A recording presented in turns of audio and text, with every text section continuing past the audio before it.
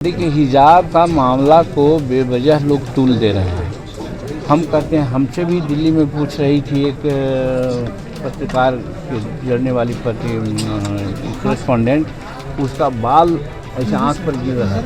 हम उसको कहा कि बेटा, अगर तुम्हारा बाल ये है ठीक से रखो तो क्या हर्ज है, अगर ये हम कह रहे तो गलत क्या थी।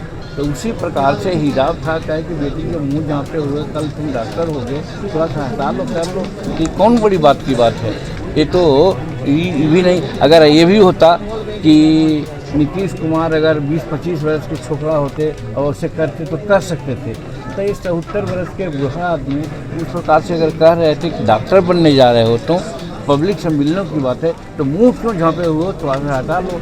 ये गलत क्या कहे उन्होंने, इसीलिए तो तूल देना ही नहीं चाहिए था। और जो धमकी दे रहे हैं, इसी प्रकार के कठमुल्ला लोग होते हैं जो समाज को बर्बाद करते हैं, समाज में विभेद पैदा करते हैं। इसलिए इसको तूल देना ही नहीं चाहिए। और हम धन्यवाद देते हैं उस बच्ची का कि बाद में हमको मालूम हुआ कि तैयार है कि मैं जॉब करूँगा, और उनके परिवार लोग भी कहते हैं कि इसको तूल नहीं देना चाहिए। बिल्कुल, जीतन मांझी जी का बयान बहुत ही चिंताजनक है कि एक इतने महत्वपूर्ण पद पर रहते हुए और जिस प्रकार से उन्होंने जो बातें कही हैं वोट चोरी को लेकर, और किस तरह से हारे हुए उम्मीदवार को उन्होंने जिताया है, अपने प्रभाव का उन्होंने एक तरह से फ़ायदा उठाने की प्रयास किया।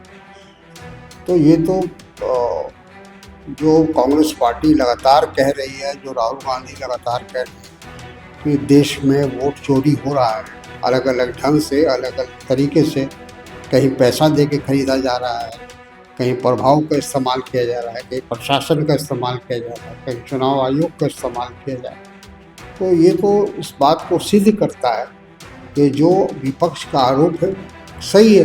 अब ये तो उनका व्यक्तिगत फैसला है, उसमें तो कोई दखल नहीं दे सकता, लेकिन इतना ज़रूर हम कह सकते हैं कि वो दुखी है।